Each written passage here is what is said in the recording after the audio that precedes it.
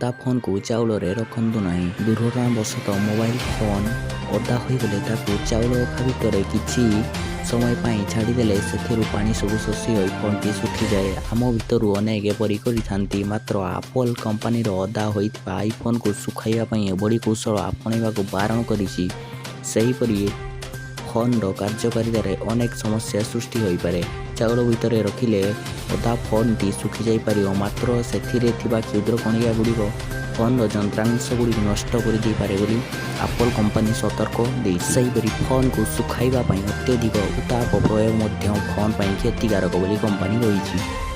ଏଥିସହିତ ଓଦା ଫୋନ୍ର ଚାର୍ଜିଂ ପୋର୍ଟକୁ ଜଳ କଣିକାକୁ ବାହାର କରିବା ଲାଗି ଭିତରକୁ କୌଣସି କାଗଜ ଖଣ୍ଡ କି ତୁଳା ଭର୍ତ୍ତି କରିବା ମଧ୍ୟ ଅନୁଚିତ।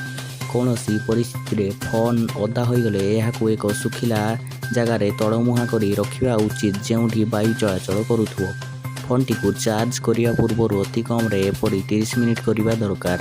ଅନ୍ୟଥା USB ପୋର୍ଟରେ ସ୍ପାର୍କିଂ ହୋଇ ଫୋନ୍କୁ ନଷ୍ଟ କରିଦେବାର ଆଶଙ୍କା ରହିଛି। ଗତ 3-4 ବର୍ଷ ଭିତରେ ଆସିଥିବା ଆଇଫୋନ୍ ଗୁଡ଼ିକର IP68 ରେଟିଂ ରହିଛି, ଯାହା ଧୂଳି ଓ ପାଣିରୁ ଫୋନ୍ର ଯନ୍ତ୍ରାଂଶଗୁଡ଼ିକୁ ସୁରକ୍ଷିତ ରଖିଥାଏ। ତେଣୁ ପାଣିରେ ଓଦା ହେଲେ ମଧ୍ୟ ଫୋନ୍ ଖରାପ ହେବାର ଭୟ ଆଉ ନାହିଁ। ଯଦି ଆମ ଭିଡ଼ିଓଟି ଭଲ ଲାଗିଥିବ ତାହେଲେ ଭିଡ଼ିଓକୁ ଗୋଟେ ଲାଇକ୍ ଓ ଚ୍ୟାନେଲକୁ ଗୋଟେ ସବସ୍କ୍ରାଇବ୍ କରିଦେବେ।